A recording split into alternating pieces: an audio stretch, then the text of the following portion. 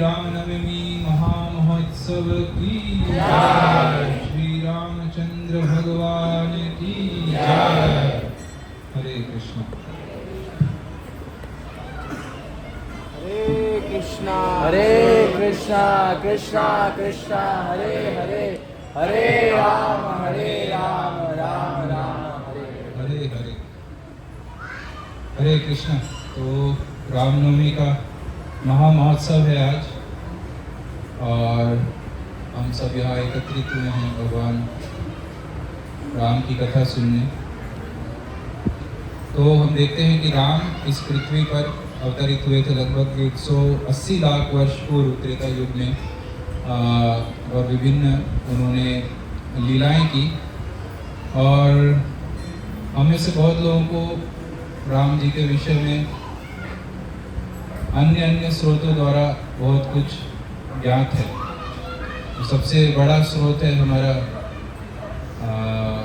रामानंद सागर जी का रामायण। हम सब ने किसी न किसी समय देखी होगी।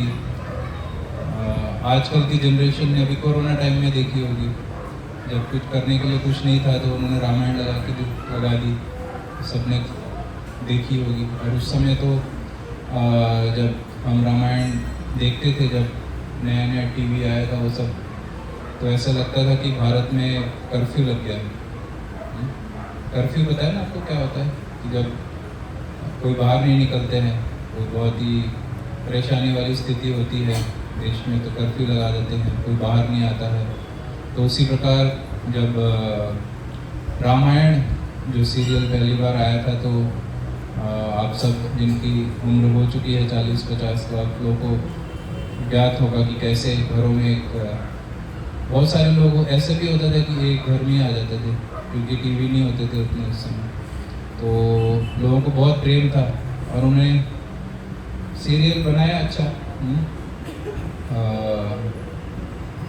तो हमारी जानकारी, या तो किसी ने रामायण के विषय में यहाँ वहाँ से पढ़ा भी होगा या सुना भी होगा, तो इस तरह हमारी एक जानकारी है रामायण के विषय में। और वो जानकारी कैसी है, पूर्ण है अपूर्ण है, जो भी है, एटलीस्ट लोग जानते हैं राम जी को भारत में, जो भी प्रकार का स्रोत है जानकारी का। लेकिन लोगों को विदित है कि राम जी हैं, उन्होंने ये लीलाएं की, इतने असुरों को मारा, इधर ये किया वो किया। तो कुछ ना कुछ एक आइडिया है सभी को। लेकिन क्या वो एक आइडिया होना ही राम के विषय में, क्या वो पूर्ण है हमारे लिए जानना कि हाँ राम थे, कृष्ण थे, जो भी है? क्या वो बस इतना काफ़ी है हमको जानना? बस ये मेरी जानकारी क्या है, क्योंकि मैंने रामायण सीरियल देखा है, और बहुत कुछ आप उसमें से याद भी होगा, आपको बता भी सकते हैं, अरे ऐसा नहीं वैसा हुआ था। अरे आपको कैसे पता? मैंने देखी है वो सीरियल, पूरा देखी है, मेरे को याद है। तो हमारी जानकारी हो सकता है केवल सीरियल तक ही सीमित है। और राम कौन है, आंख बंद करके हमें राम बोलेंगे तो कौन याद आएगा? वही याद आएगा जिसने राम का रोल निभाया था, है कि नहीं? और सीता कौन थी? सीता वो थी जो उसमें सीता बनी थी। ये कौन था? वो जो बना था। तो ऐसा नेचुरल है। गांव में भी हम देखते हैं जो रामलीलाएं होती हैं, तो कई वंशों में उनका पूरा वंश जो हनुमान का रोल करता है, तो वो करता जाता है। लोग उसको फिर उस व्यक्ति के रूप में नहीं पहचानते, वो हनुमान के रूप में पहचानते। और फिर जब उसका निधन हो जाता है तो उसका बच्चा हनुमान का रोल करने लग जाता है। तो ऐसे गांव में भी हम देखते हैं, रामलीलाओं ये सब में चलता है। तो मेरा कहना है कि क्या राम को हमें केवल एक सीरियल जानकर रामायण ये है, हमें आनंद हुआ, रोमांच हुआ, उत्साह हुआ, केवल हमें उस तरह रामायण को जानना काफ़ी है? तो वो आज हम चर्चा करेंगे कि आज रामायण का ये पावन उत्सव है, तो वास्तव में किस प्रकार हमें अपनी चेतना राममय करनी पड़ेगी।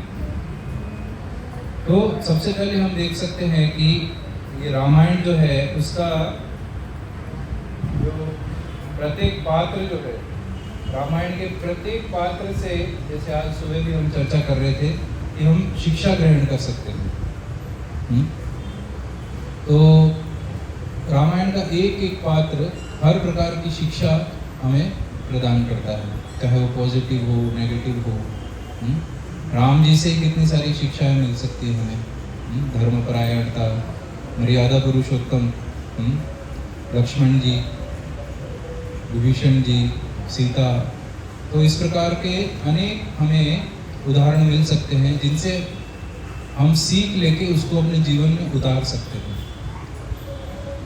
लेकिन ये सब रामायण के पॉजिटिव कैरेक्टर्स है ना, लेकिन हमारे जीवन को जो सबसे ज़्यादा प्रभावित किया वो किसने किया है? कोई बोल सकता है? रामायण के कैरेक्टर में जो सबसे ज़्यादा हमारे जीवन को प्रभावित किया वो किसने किया? जो हमारा हीरो है, राम। सब बोल रहे राम। हाँ, हनुमान जी। और कोई? राम, हनुमान जी। और कोई उत्तर? मेरा कहना है कि हमारे जीवन को सबसे ज्यादा जिसने प्रभावित किया है और जो कर रहा है वो है रावण। हम सब रावण के फैंस हैं। हमारा हीरो रावण है, राम नहीं। अचरज लग रहा है सुनने में? हम लोग समझेंगे क्यों हमारा हीरो क्यों रावण, क्यों राम जी नहीं।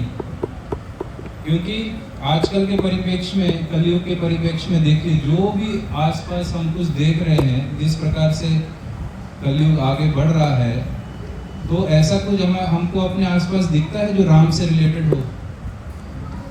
धर्मपरायणता दिखती है लोगों में, सत्यता दिखती है लोगों में, मित्रता दिखती है लोगों में। एक एक करके मैं सारे गुण बता सकता हूँ जो राम में थे। तो क्या आप सोचते हैं कि लोग राम को पालन करते हैं? अपने आसपास ये चीजें हमें दिखती हैं, लेकिन क्या दिखता है हमें? वो सब दिखता है कि जब रावण के राज्य में प्रवेश करते हैं और जो डिस्क्रिप्शन दिया हुआ है वो सब हमें कलयुग में दिखेगा। रावण के राज्य में, लंका में प्रवेश करते ही अनेक अनेक प्रकार के मदिरालय, सुनने में संस्कृत में बहुत अच्छा शब्द लग सकता है मदिरालय, लेकिन आजकल क्या है? शराब की दुकान, अंग्रेजी शराब की दुकान, और इंग्लिश में बोले तो, बहुत अच्छे इंग्लिश में बोले तो बार, और ये वो दिखते हैं कि नहीं? जब मैं वो बोरीवली स्टेशन से इधर कल्याण आ रहा था, रास्ते में कितने सारी शराब की दुकानें थी,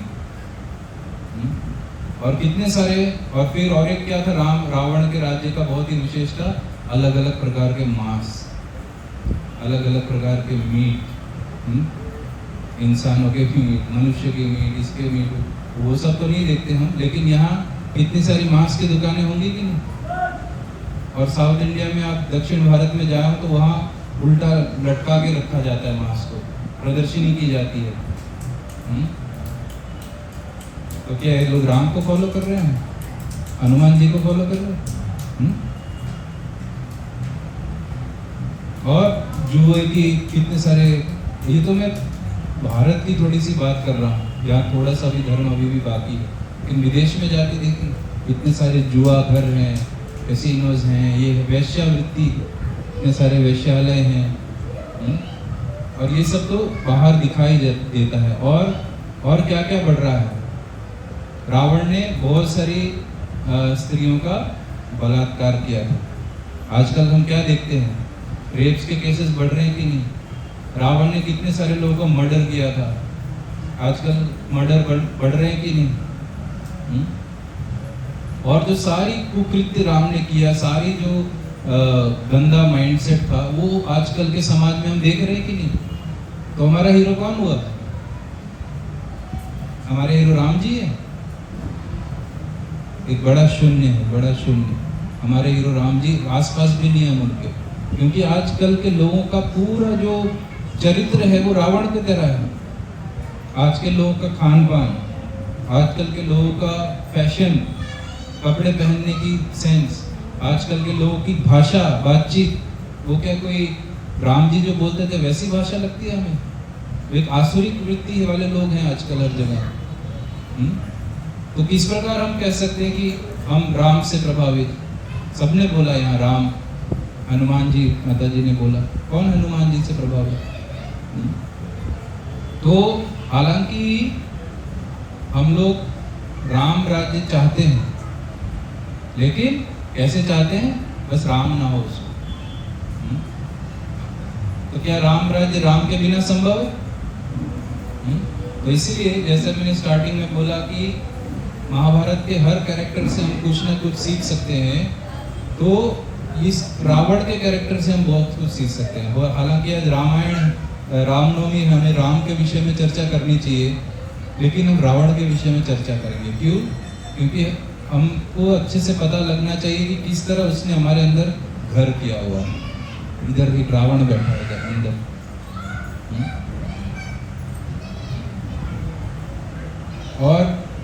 और भी हैं। रामायण की एक छोटी सी कैरेक्टर है, बहुत छोटी सी लेकिन बहुत पावरफुल, वो भी हम सबके अंदर, मंथरा, जिसका आज कोई विशेष चर्चा नहीं होता है क्योंकि रामनवमी में राम की चर्चा होती है, लेकिन मंथरा ने पूरे रामायण की डायरेक्शन ही चेंज कर, पूरी जो स्टोरी थी, एक अच्छी खासी स्टोरी, फैमिली स्टोरी चल रही थी सब कुछ, लेकिन एक कैरेक्टर ने आके पूरा बदल दिया।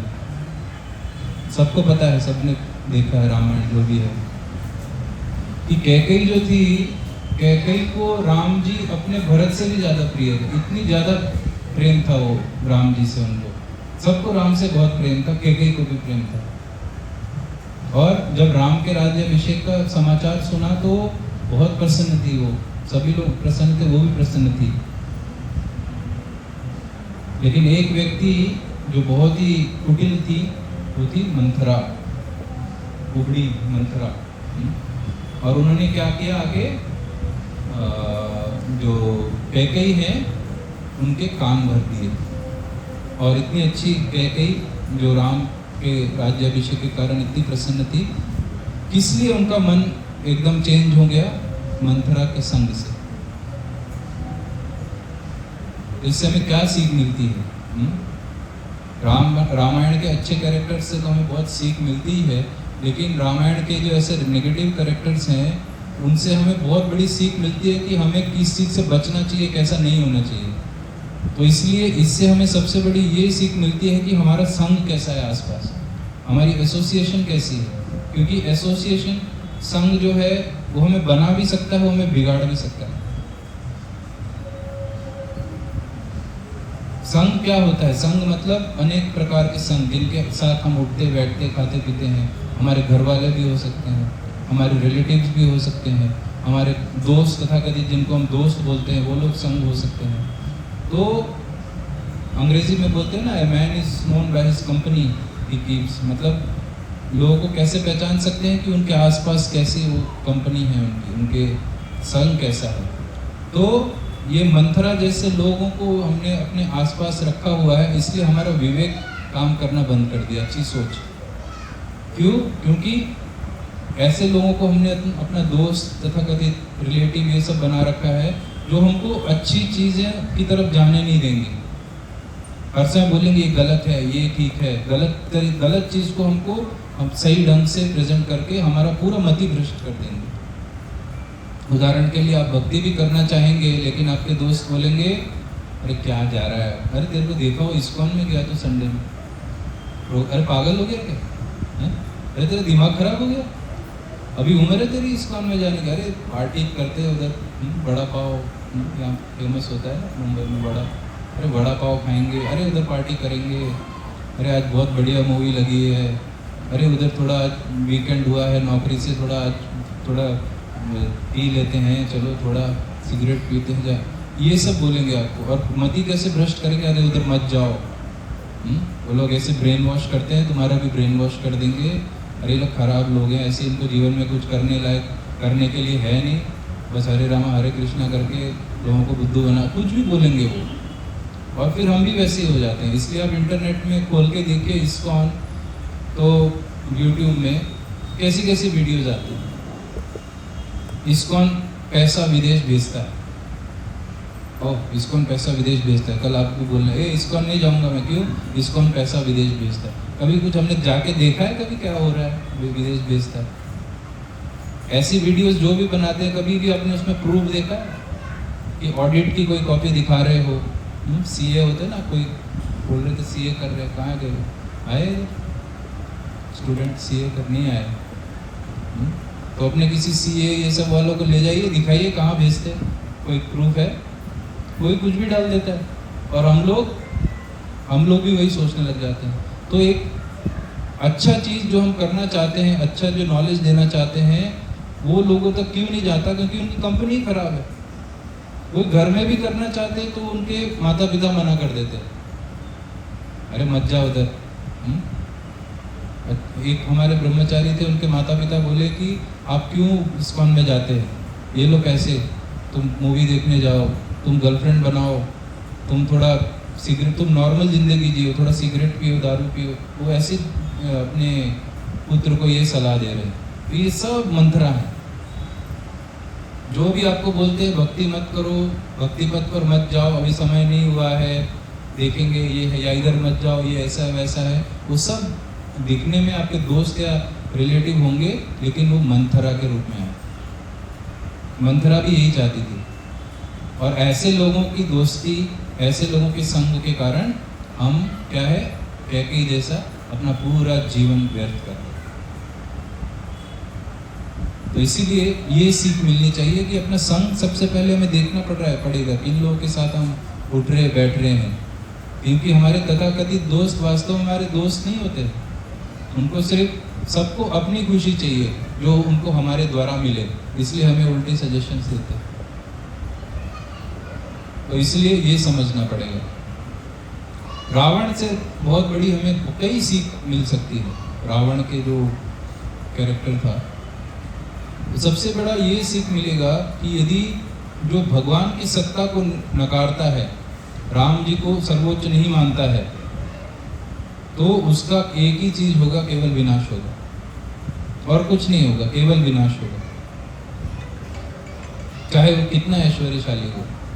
हमने देखा कि रावण कितना ऐश्वर्यशाली, उसका ऐश्वर्य ऐसा था कि हम लोग सोच भी नहीं सकते हैं। रामायण में वर्णन आता है कि रावण जो थे, उनके शरीर में कुछ युद्ध के घाव थे, और चिन्ह थे, घाव के चिन्ह। तो उनमें से एक था इंद्र के वज्र का प्रहार का चिन्ह, और एक था भगवान विष्णु के सुदर्शन का घाव का चिन्ह। तो हम लोग चर्चा कर रहे थे थोड़े दिन पहले कि रावण कितना तगड़ा एक व्यक्ति रहा होगा कि सुदर्शन लगने के बाद भी मरा नहीं, चिन्ह बन गया। नहीं तो हम सोच सकते हैं कि सुदर्शन लगने के बाद कोई व्यक्ति जीवित हो। तो रावण की जो पर्सनालिटी थी वो बहुत तगड़ा व्यक्ति था, बहुत ऐश्वर्य था। जो लंका, सोने की लंका हम बोलते, सोने की लंका, बहुत ऐश्वर्य, बहुत भोग विलास।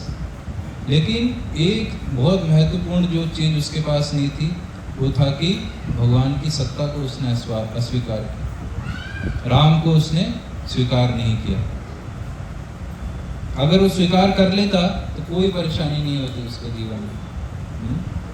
उसको भी अच्छी एडवाइस देने वाले लोग थे, लेकिन उसने सुने नहीं किसी।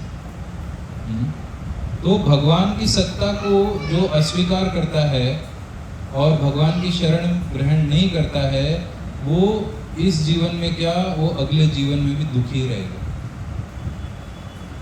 जो अपने मन गढ़ंत काम करना चाहता है, शास्त्रों में कहा गया है, यह शास्त्र विधि मुत्सृज्य वर्तते काम कारतः न स सिद्धिम अवाप्नोति न सुखम न पराम गतिम।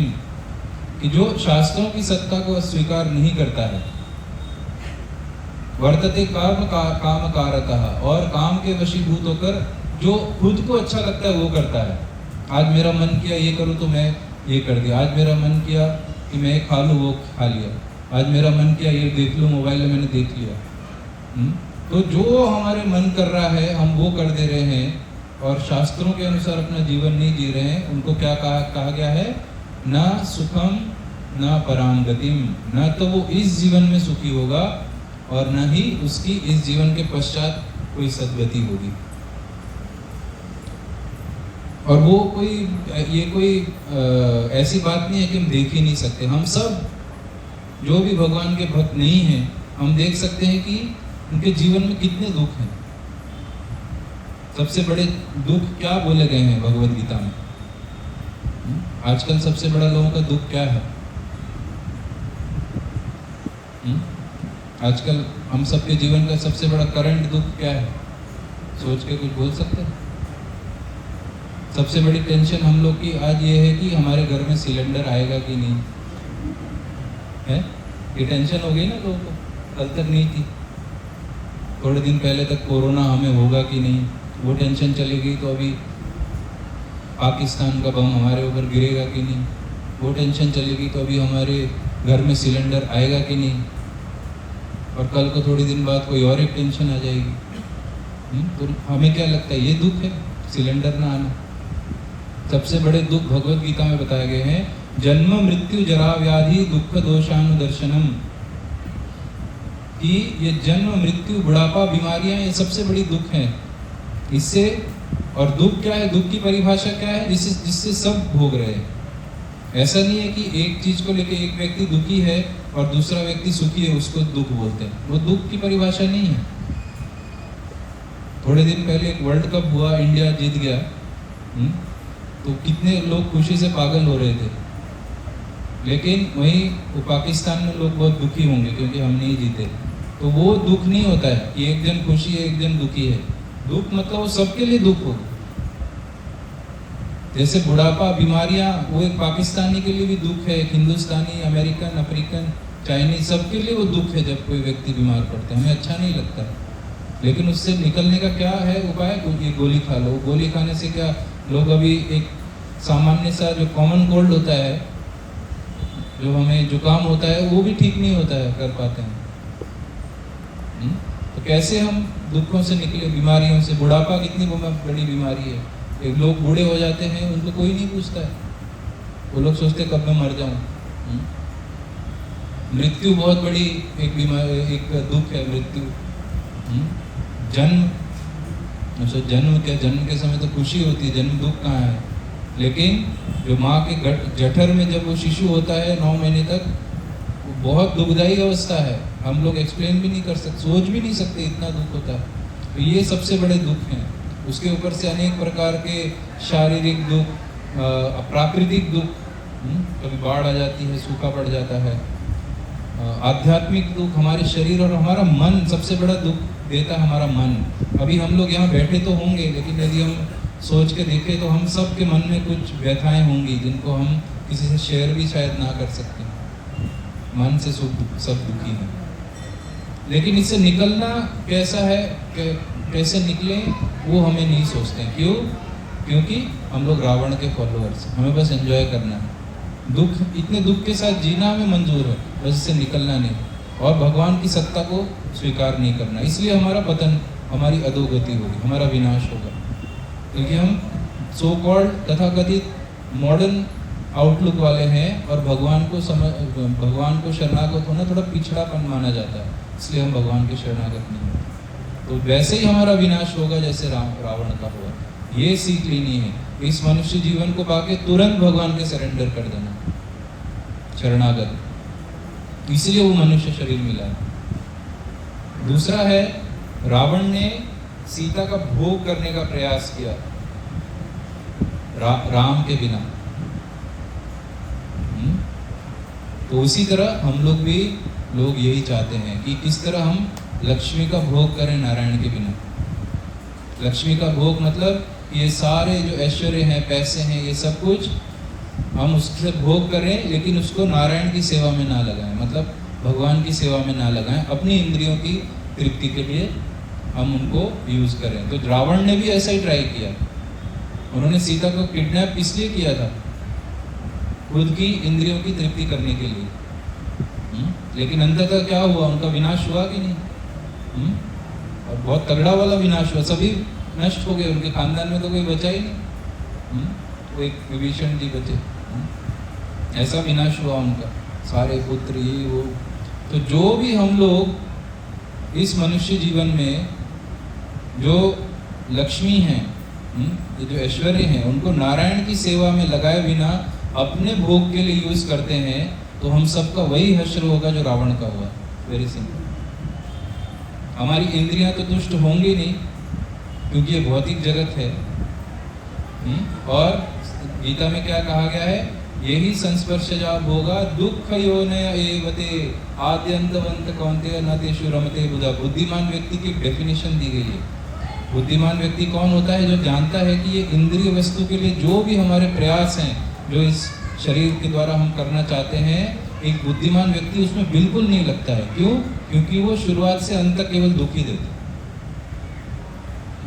तो इस भौतिक जगत की कोई भी चीज़ आप ले लीजिए, कोई भी उदाहरण आप ले लीजिए कि ये चीज़ से मेरे को आनंद मिलेगा, लेकिन आप देखेंगे वो चीज़ ही हमारे दुख का कारण बन जाएगी जिससे हम आनंद उठाना चाहते हैं।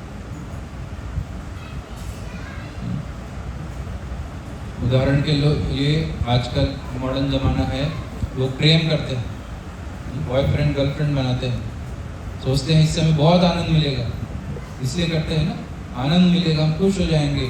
और इसका सबसे बड़ा एक कारण है कि सोशल मीडिया। हम लोग देखते हैं कि जैसे ये हीरो हीरोइन नाच रहे हैं, हम लोग भी ऐसे नाचने लग जाएंगे। लेकिन वास्तविकता से हम बहुत दूर हैं, क्योंकि ये सब चीज़ हमारे दुख का कारण बनती है। उदाहरण के लिए प्रेमी को प्रेमिका ना मिले तो हम देखते हैं न्यूज़ में आए दिन आता है, इसने उसके ऊपर एसिड डाल दिया, उसने उसका मर्डर कर दिया, इसने ये कर दिया, वो कर दिया। तो वो तो दुख रहता ही है। और बाई चांस अगर वो मिल भी गए, हाँ इनका विवाह हो गया, तो थोड़े समय पश्चात हम देखते हैं अरे ये डिवोर्स हो गया, अरे उसने उसको काट के ड्रम में भर दिया अपने प्रेमी के साथ, अरे उसने उसको कुकर में उबाल दिया। पता नहीं कैसी रावण से भी खतरनाक चीज़ें सुनने को मिलती हैं। तो इस भौतिक जगत में कितना, इस तरह हम कितना भी अपने आप को इंद्रियों द्वारा सुख पहुंचाने की कोशिश करें। मान लीजिए खाना बहुत अच्छा लगता है, आज न्यू ईयर है, मैं पिज़्ज़ा खाऊंगा, बहुत अच्छा लगेगा मेरे को, बहुत मज़ा आएगा। तो कितना खा सकते हैं हम? खाने लगे एक समय आएगा ना हमें और मन नहीं करेगा, और कोई पुश करेंगे खाओ, तो क्या हम खाएंगे उसको? और अच्छा नहीं लगेगा हमको। और भी करेंगे तो पेट खराब कुछ भी हो जाएगा, दुख का कारण हो जाएगा। तो कोई भी चीज़ हमको परमानेंट सुख दे ही नहीं सकती इस भौतिक जगत में। तो इसीलिए बुद्धिमान व्यक्ति उसके पीछे नहीं भागता। वो क्या करता है, एटर्नल सुख, एटर्नल मतलब कि मेरे को शाश्वत सुख चाहिए, कहीं है तो दे दो, उसके पीछे भागता है। और शाश्वत सुख कब मिलेगा? जब हम भोग ऐश्वर्य की चीज़ें जो भी है, लक्ष्मी है, पैसा है, जो भी चीज़ें हैं, उनको अपनी इंद्रियों के लिए नहीं लगा के भगवान के लिए यूज़ करें हम, तो क्या होता है, व्यक्ति और दुखी नहीं रहता। रावण ने नहीं किया वो, हम सब भी वही कर रहे हैं, इसलिए रावण का भी विनाश हुआ और हम लोग का भी विनाश तो हो ही रहा है। हर पल हमारे दिमाग टेंशन में रहता है, खराब रहता है, और आगे जाके भी कभी सुखी ना होते हुए ऐसे ही हम एक बार मृत्यु को पा लेंगे। तो ये हमें समझना चाहिए कि ये चीज़ मतलब सीखनी चाहिए कि ऐसा हमें रावण से ये चीज़ सीखनी चाहिए कि इससे बचना चाहिए। और रावण ने अच्छी एडवाइस को कभी स्वीकार नहीं किया अपनी अहंकार वश। तो अहंकार वश ऐसा उसका माइंडसेट हो गया कि इतने सारे लोग उसको एडवाइस कर रहे हैं, और उसने अपने आसपास कितने लोगों को मरते हुए देखा, अपने पुत्रों को देखा, अपने रिलेटिव्स को देखा, अपने सैनिकों को, अपने निकट जनों को, लेकिन नहीं, मैं झुकूंगा नहीं, मैं हार नहीं मानूंगा। सबसे पहले मारीच ने उसको एक अच्छी एडवाइस दी थी, जब वो बोलने गया था कि तुम मेरा साथ दो, मैं सीता को ऐसे किडनैप करने की सोच रहा हूँ। तो मारीच को तो वो तीर याद आ गया जो राम ने उसको मारा था, और वो 100 योजन दूर जाके गिरा था। तो बोल रहे तुम, लगता है तुम्हारा स्क्रू ढीला हो गया रावण, तुम किसके साथ युद्ध करने जा रहे हो, तुमको पता नहीं है?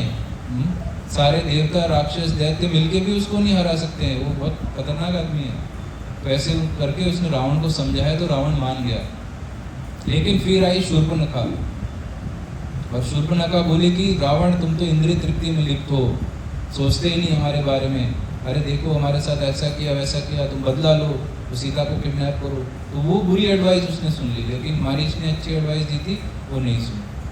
कुंभकर्ण ने भी एडवाइस किया था, उसने नहीं सुना। विभीषण ने भी एडवाइस किया, नहीं सुना। बहुत अलग अलग लोगों ने उसको बोला कि ऐसा मत करो, विनाश का कारण बनेगा, नहीं सुना और विनाश का प्राप्त हुआ अपने अहंकार के कारण, क्योंकि मैं ही सही हूँ। प्रकृति क्रियमाणानि गुणे कर्माणि सर्वशः अहंकार विमूढ़ात्मा करता हम इति मन्यते, भगवद गीता में कहा गया कि जब लोग अहंकार के वशीभूत हो जाते हैं तब एक अच्छा कोई एडवाइस दे रहा हो उसको भी नहीं सुन के सोचते हैं कि करता हम इति मन्यते, कि मैं जो सोच रहा हूँ, मैं जो कर रहा हूँ वही सबसे अच्छा ठीक है।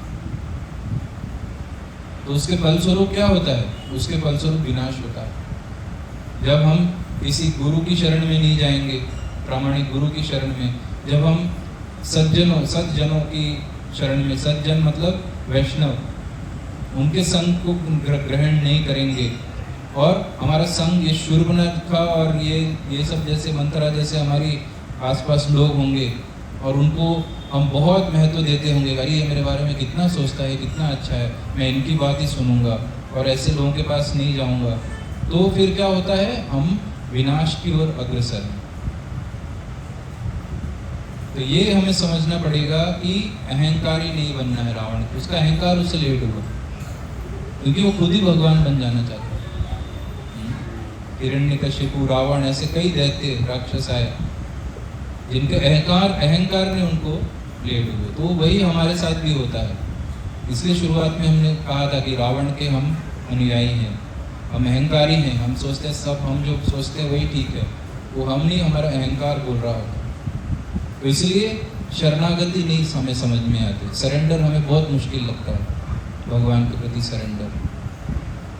और इस कलयुग में स्पेशली जैसे मैंने बोला कि रावण राज्य में रह रहे हैं, हर कुछ सब कुछ वैसा ही है, तो हम भी आधुनिकता के नाम पर वो रावण के ही फॉलोअर बनते जा रहे हैं और खुद को इतना डिग्रेड कर रहे हैं, इतना दुख पा रहे हैं, फिर भी इससे निकलने का नहीं सोचते हैं। बुद्धि इतनी बुरी तरह भ्रष्ट हो जाती है। रावण के केस में क्या था? विनाश काले विपरीत बुद्धि। उसी तरह हमारा भी है, विनाश काले विपरीत बुद्धि। जो सही चीज़ है, जैसे हम लोग यहाँ संडे को, हर संडे यही प्रोग्राम होता है ना, तो हर संडे यहाँ कुछ ना कुछ प्रवचन होते होंगे, आप लोगों ने आके सुना भी होगा और कई लोग उससे रिलेट ही नहीं कर पाते होंगे कि शास्त्रों में इतने नीति नियम क्यों दे रखे हैं, इतने डूज एंड डोंट्स क्यों दे रखे हैं। तो शास्त्रों में इतने डूज एंड डोंट्स, नीति नियम इसलिए दे रखे हैं क्योंकि उनको हम अपने मनुष्य जीवन में पालन कर सकते हैं और करना चाहिए, इसलिए दे रखे हैं। नहीं तो वो तो किसी जानवर को भी दिया तो जानवर कर सकेगा। एकादशी, कल परसों एकादशी है कि नहीं? एक यहाँ में एकादशी के दिन केक ले आया, मैंने संडे को प्रोग्राम है, मैं अपने साथ एक केक ले लिया जो बढ़िया से मैदे से बनी है, सब कुछ चॉकलेट वॉकलेट डाल के केक ले आया और एक कुत्ते को भी बुला लिया मैंने अपने साथ, है ना, और एक जो एकादशी पालन करते हैं जो भी है, और मैंने आपको बोला ये केक खाओ, तो आप खाएंगे जो पालन करते हैं। सबको पालन करना चाहिए, कौन नहीं करता पता नहीं। तो जो मैंने बोला कि आप खाइए, तो वो खाएगा व्यक्ति, क्यों नहीं खाएगा? इतना टेस्टी केक, मतलब द्वादशी होता तो खा लेता, क्यों नहीं खाएगा? क्योंकि उससे विवेक है कि नहीं, कि आज एकादशी है, आज के दिन अन्न नहीं लेना चाहिए, तो कितना भी टेस्टी हो मैं आज वो नहीं लूँगा, नहीं प्रभु जी मैं नहीं लूँगा। वो कुत्ता वेट करेगा उसका सुनने का, कि एकादशी है आज, ये है वो, जल्दी से आएगा, खा लेगा, क्योंकि कोई विवेक नाम की कोई चीज़ नहीं है। इसलिए जानवरों को समझाना कठिन है। इसलिए हमें मनुष्य जीवन में ये शास्त्र मिले हैं ताकि हम समझ सकें, विवेक यूज़ करें कि क्या हमारे लिए सही है, क्या हमारे लिए सही नहीं है, उसको यूज़ करें, और वो जो चीज़ें सही नहीं है उसको ना करें। ये सब लोग अच्छे हैं, ऐसा संग होना चाहिए, उनका संग लें, ये सब संग खराब है तो छोड़ें, संग असत संग का त्याग करें। ये सब चीज़ें अगर मैं अपने भोजन में अपनाऊं तो मेरा मस्तिष्क जो है अच्छा होगा, मैं सतोगुण में रहूँगा और इस तरह मेरी वृद्धि होगी। तो इसलिए मेरे को ये सब चीज़ें खानी चाहिए। ये सब चीज़ें अगर मैं खाऊंगा तो मैं तमोगुणी हो जाऊंगा, मेरा विनाश होगा, नहीं खाना। तो ये सभी चीज़ें ये शास्त्रों में दे रखी है, और अगर हमने उसको एज इट इज़ पालन किया, जीवन बड़ा सुखी हो जाएगा। लेकिन हम नहीं करना चाहते, क्यों? कर मेरे को जो मन है वो मैं करूँगा, आप कौन होते हैं मेरे को बोलने वाले। और उसके ऊपर समाज ये जो बेस्ड है चल रहा है, इसीलिए लोग क्या है सोचते हैं मैं फ्रीडम, मैं स्वतंत्र हूँ, है कि नहीं। लोगों को लगता है ना वी आर इंडिपेंडेंट, हम लोग स्वतंत्र हैं, लेकिन उनको पता नहीं है कि हम अपने इस मन के गुलाम हैं। ये जो मन है हमारा, हम उसके गुलाम हैं। मन हमें ऑर्डर करता है, हम वो कर देते हैं। हम बोलते हैं हम तो इंडिपेंडेंट है, लेकिन मन बोलता है चल अभी एक सिगरेट पी ले, तो हमने पी लिया। इतने पढ़े लिखे लोग, इतने बड़े बड़े एजुकेशन, और ये नहीं दिख रहा है कि सिगरेट के पैकेट में दिखाया हुआ है कि कैसे ये पीने से क्या हो जाता है। नहीं, पी लेनी है। मन ने बोला चलो ये देख लो, वीडियो देख ली, शराब पी लो, पी ली। तो ये क्या इंडिपेंडेंस हुई? ये तो गुलाम लोग करते हैं कि अपना विवेक यूज नहीं करना। ये है हमारा मनुष्य जीवन, रावण के अनुयायी हैं और उसमें सुखी भी, दिन रात माया की लात खा रहे हो, उसमें सुखी है। कोई अंदर से कोई दुख नहीं कि मैं इससे कैसे निकलूं। जो भी ये सोचता है इससे कैसे निकलूं, वो भगवान उसकी मदद करते हैं, उनको शास्त्रों तक ले जाते हैं, उनको भक्तों तक ले जाते हैं, उनको जीवन का एक पथ बताते हैं। लेकिन हमको कोई फिक्र ही नहीं है। तो इसलिए स्टार्टिंग में मैंने कहा था हम लोग रावण के फैंस हैं, हम लोग एक रावण राज्य में जी रहे हैं। तो सबसे बड़ा रावण तो ये हमारे सबके पॉकेट में, आपके सबके पर्स में ये रावण, और कोई रावण नहीं है। ये रावण, रावण कैसे लगता है? बड़ी बड़ी मूंछ, ये वो नहीं, ये देखो ऐसा लगता है रावण। इस चीज ने कितने लोगों की जिंदगी बिगाड़ी है और बिगाड़ भी रहा है। वो मैं भी ट्रेन से आ रहा था नंदुरबार से बोरीवली कुछ दिन पहले, सामने की सीट में फैमिली बैठी थी, छोटे छोटे, इतनी छोटी 2 बच्चियाँ, और उनके पेरेंट्स ने 2 बच्चियाँ थी, दोनों के हाथ में मोबाइल दे दिया एक, और उनको पता भी है कैसे ऑपरेट करना है, इतने छोटे, और मोबाइल में ये रील में ये गाने, वो ये चीज सब ऐसे ऐसे करके करके करके। तो ये है हमारा, ये क्या राम का हम फॉलोअर। स्टार्टिंग में मैंने बोला ना राम का कौन सा सबसे अच्छा कैरेक्टर है जिससे हम बहुत कुछ सीखते हैं। सबने बोला राम राम राम, नहीं, हम रावण है, रावण हमारा हीरो है। ये चीज हमारा मति भ्रष्ट करके रख दिया है, फिर भी हम इसको अपने आप से अलग नहीं कर सकते। आप बोलेंगे प्रभु जी आप भी तो रखते हैं, लेकिन ये उसी तरह हम रखते हैं जिस तरह एक सर्जन के पास चाकू होता है। एक चाकू मैं सर्जन को दूं, वही चाकू मैं एक चोर को दूं, तो क्या वो सेम चीज करेंगे दोनों? उससे वही चाकू से सर्जन जो है वो ऑपरेशन करके लोगों को ठीक करेगा, और उसी चाकू से जो चोर है वो लोगों को मार डालेगा। तो उसी तरह ये जो गैजेट है, अभी इस माइक में मैं बहुत सारा बॉलीवुड का गाना गा सकता हूँ, बजते होंगे ना इधर गाने वाने, बहुत कुछ हो सकता है इससे। वो माइक है, वो रिकॉर्डिंग कर रहे हैं, ये वीडियो से रिकॉर्डिंग कर रहे हैं मेरा, तो कुछ मूवी भी शूट कर सकते हैं। या तो इस मोबाइल में मैं बहुत सारे श्लोक, बहुत सारे लेक्चर सुन सकता हूँ, और लेक्चर्स के लिए प्रिपेयर कर सकता हूँ, बहुत कुछ कर सकता हूँ, बहुत हेल्पफुल है। लेकिन इसी का ज़्यादातर ये सब चीज़ें नहीं होती, ज़्यादातर दुरुपयोग होता है। क्यों? क्योंकि हमको लगता है कि ये हमारे जीवन का एक अटूट हिस्सा है। एक बार मैं खाना ना खाऊं, पानी ना पीऊं, सांस ना लूँ चलेगा, लेकिन 1 सेकंड भी मोबाइल मुझसे अलग नहीं होना चाहिए। क्यों? क्योंकि मेरे को आनंद देता है। जब मैं इसको देखता हूँ तो मैं बहुत अच्छा लगता है, ओहो ये चीज़ कितनी अच्छी है, ये है वो है। लेकिन क्या सब सुखी हो गए हैं मोबाइल पाके लोग? उनका जीवन सुधर गया, सुखी हो गए? ये जो एक रील देखते हैं हम, अगर वो हमें सुखी कर देता है तो हम दूसरी रील में क्यों जाते हैं, फिर तीसरी में क्यों जाते हैं, चौथी में क्यों जाते हैं? हम कौन सी रील की खोज में है? पूरा देखने के बाद कोई खुश नहीं। तो ये रावण का हम संग ले रहे हैं, असत संग, जिसके कारण लोगों के जीवन भ्रष्ट हो रहे, दुख हो रहा है सब। तो इस तरह हमें समझना पड़ेगा कि किस तरह अपनी इंद्रिय तृप्ति के लिए यदि हम चीज़ों का इस्तेमाल करें जैसे रावण ने किया था तो हमारा अंत होगा। और हम रावण राज्य में रह रहे हैं। राम राज्य कैसा होता है अभी मैं बताता हूँ। ये रामायण पुस्तक है, हमारे भक्तों ने बुक टेबल लगाई है बाहर, तो ये रामायण पुस्तक रखिए, जिसके पास भी नहीं आज लेके जाइए। और मेरी गारंटी है कि एक बार आप इसको पढ़ना शुरू करेंगे तो बंद करने का आपको इच्छा नहीं करेगा। तो इस रामायण में एक जगह लिखा है कि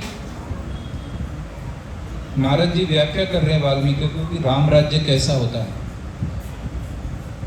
भगवान श्री राम के राज्य में कोई भी व्यक्ति रोग अथवा मानसिक क्लेश से पीड़ित नहीं होगा। आजकल रोग नहीं होते, मानसिक पीड़ा नहीं होती, तो हम कहाँ राम राज्य में रह रहे हैं। भगवान राम के राज्य में प्रत्येक व्यक्ति सुखी एवं संपन्न होगा। उन्हें भूख, अभाव एवं चोरी का कभी भय नहीं होगा। हमें भय नहीं होता चोरी का। इतने बड़े बड़े लोग ताले लगाते, घर में कैमरा लगाते हैं, ये लगाते हैं, वो लगाते हैं, सीसीटीवी, सब भय में रहते हैं।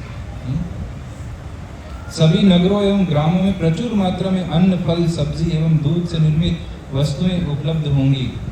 वस्तुतः प्रजा उसी धर्म निष्ठा एवं प्रसन्नता का अनुभव करेगी जो कि सतयुग में पाई जाती थी। बाढ़, भूकंप, अकाल आदि प्राकृतिक प्रकोप नहीं होंगे। स्त्रियां सदा पवित्र रहेंगी एवं उन्हें वैधव्य से पीड़ित नहीं होना पड़ेगा। राम राज्य की एक विशेषता थी कि स्त्रियां कभी विधवा नहीं होती थी। भगवान, तो इस तरह ये तो एक पार्ट पढ़ा मैंने, और भी आप पढ़ सकते हैं। ये राम राज्य की विशेषता है जो कि हम आजकल नहीं देख रहे, क्योंकि आजकल रावण राज्य, हमको रावण अच्छा लगता है।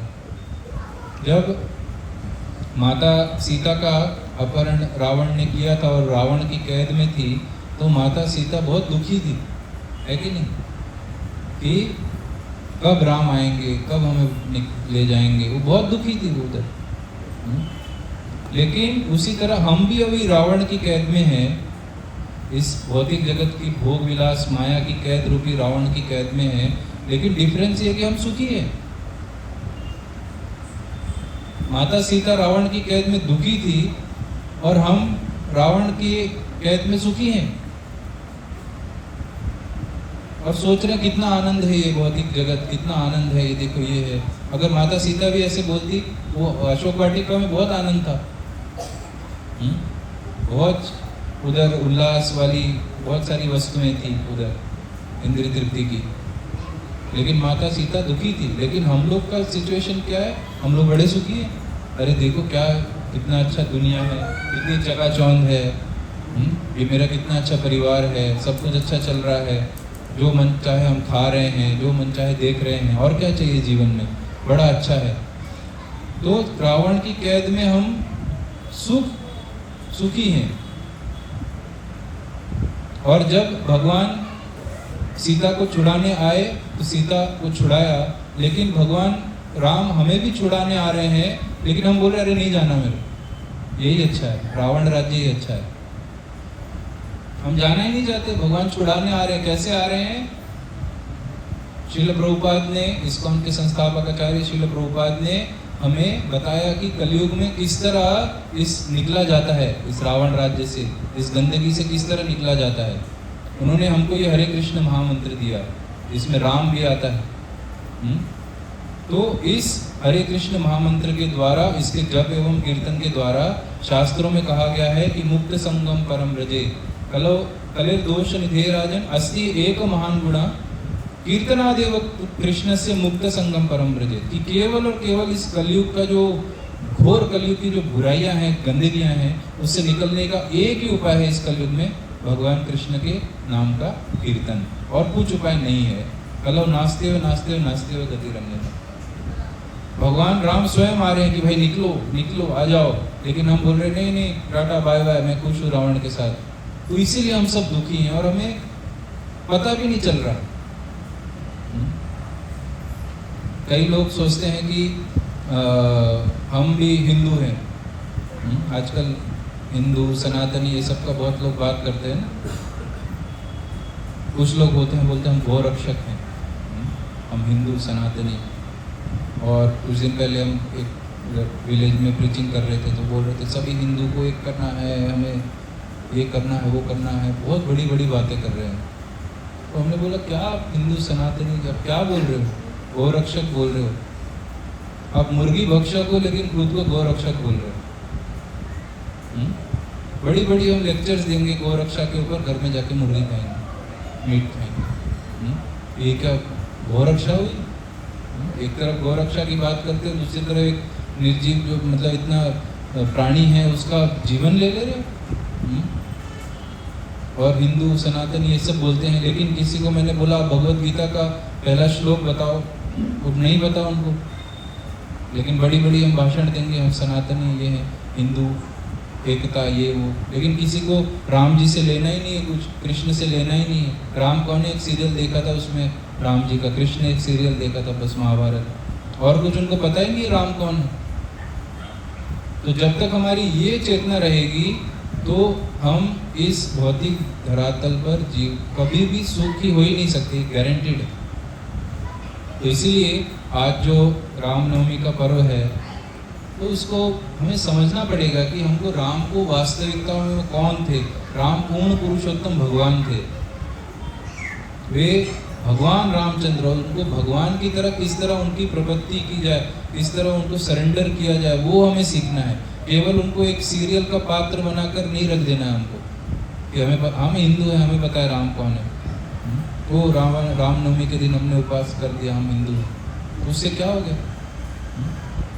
कल मैं आज लेक्चर में बोल रहा था ना, कल भी रामनवमी मनाई गई, यहाँ कहीं बहुत जगहों में मनाई गई होगी, भक्त लोग भी गए थे उधर, तो ठीक है वो रामनवमी तो कल मना ली। और आज क्या कर रहे हैं? कल राम भक्त बन गए थे, आज क्या हो गया? आज क्या कर रहे होंगे? वो राम भक्ति कर रहे होंगे, आज फिर वही मोबाइल में लगे पड़े होंगे, फिर वही क्रिकेट का स्कोर देख रहे होंगे, फिर वही पॉलिटिक्स में क्या हो रहा है, वो कौन सी हीरोइन का किससे डिवोर्स हो गया, अरे कौन भाग गई, अरे कौन क्या हो गया, अरे चल थोड़ा तंबाकू खाते हैं, अरे बाहर चल बड़ा पाव खाते हैं, अरे थोड़ा शराब, ये सब। और थोड़ी एक दिन पहले रामनवमी, ये क्या रामनवमी हुई, जिससे अपना चरित्र ही नहीं बदला, कुछ सोच ही नहीं बदली, तो क्या राम के फॉलोअर्स बनेंगे? तो यदि हमें वास्तविक राम के फॉलोअर बनना है तो उनका उपदेश पालन करना पड़ेगा, इंस्ट्रक्शंस, नहीं तो कभी तथाकथित राम फॉलोअर होंगे बस, तथाकथित हिंदू। वास्तविक हमें राम भक्त बनना है तो उनके उपदेश क्या है वो तो पालन करना, हमको उनका चरित्र पालन करना पड़ेगा। जैसे स्टार्टिंग में मैंने पूछा था ना, हम किसके अनुयायी हैं? सब बोल रहे हैं राम के, नहीं, सभी रावण के अनुयायी, वैसा बनना चाहते हैं। लेकिन वास्तविकता में यदि हमें राम से प्रेम है तो उनकी शिक्षाओं से भी प्रेम होना चाहिए, उनको पूर्ण पुरुषोत्तम भगवान मानते हुए पूर्ण रूप से शरणागत होना चाहिए, और पता लगना चाहिए कि किस तरह इस कलयुग में मैं राम की वास्तविक सेवा कर पाऊंगा, जो कि इतना सरल कर दिया है हमें प्रभुपाद ने। ये हरे कृष्ण महामंत्र के जप एवं कीर्तन भक्तों का इतना अच्छा संग दिया है। ऐसे व्यक्ति जिनका की भौतिकता से दूर दूर तक कोई लेना देना नहीं, जिनके खान पान में रिस्ट्रिक्शंस हैं, जिनके व्यक्तित्व में पूरी एक्टिविटीज़ में रिस्ट्रिक्शंस हैं, लेकिन मना ही नहीं है कि आप सूखे पत्ते खाओ। अभी इस प्रोग्राम के बाद प्रसाद होगा, तो प्रसाद के बाद सबको सूखा पत्ता दिखा, सूखी पत्तियां सबको परोस दो थाली में, ऐसे होता है प्रसाद। बहुत समय तो आप आज प्रसाद दीजिए आप, तो कितने अच्छे से हम बना के भगवान राम को भोग लगाया, राम जी ने ग्रहण किया, तो वही रोटी सब्जी जो भी है, चावल पूरी, वही प्रसाद बन गया, भगवान की करुणा। और वो जो हम लेते हैं तो अंदर से बदल जाती है हमारी चेतना। कितने लोगों की पशुवत चेतना केवल प्रसाद लेते लेते ही अच्छी बन गई, भक्त बन गए। तो ये हमें सोचना, मतलब गंभीर बनना पड़ेगा ये भक्ति के लिए। ऐसा नहीं है कि थोड़ा बहुत कुछ कर रहे हैं क्योंकि हम हिंदू हैं, उससे नहीं होगा, और आगे बढ़ना है। हिंदू होना ही काफ़ी नहीं है, जो भी है। हमें किस प्रकार प्रपत्ति करनी, किस प्रकार सरेंडर होना है भगवान के, किस प्रकार भक्ति करनी है। अगर हमने वो नहीं सीखा इस मनुष्य जीवन में, तो ये मनुष्य जीवन पाके हमने उसको वेस्ट कर, जैसे हम कई करोड़ों जन्मों तक वेस्ट करते चले आए हैं, ये मनुष्य जीवन में भी अंत में हम वेस्ट कर देंगे, मृत्यु हो जाएगी, चले गए, कुछ नहीं किया। तो इसलिए बुद्धिमान बनना है इस मनुष्य जीवन को पाके, और अपनी बुद्धि सही जगह पे लगानी, उल्टी सीधी चीज़ों में नहीं लगाना। तो ये हम आज रामायण है, राम जी से प्रार्थना कर सकते हैं, हमें सद्बुद्धि दें, उनकी उनके भक्त बनाए, उनके वास्तविक भक्त बनाए, सेवा में लगाएं, और इस तरह हमारा टोटल परिवार एक कृष्ण भावनामृत परिवार बने, एक राम भावनामृत परिवार बने, और इस तरह हम इस शरीर को छोड़ के भगवत धाम जाएं, राम जी के पास, कृष्ण के पास, और इस गंदी जगह में हमें वापस ना आना पड़े।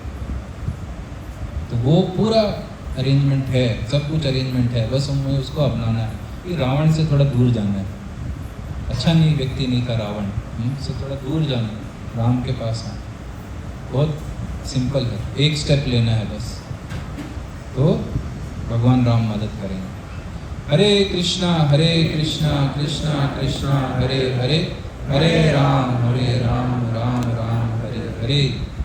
कोई प्रश्न ले सकते हैं, किसी का होगा तो एक। हाँ? हाँ। समय, हाँ अभी आरती है। अच्छा, कोई प्रश्न पूछने तो बाद में मेरे से पूछ सकते हैं, इधर ही हूँ मैं।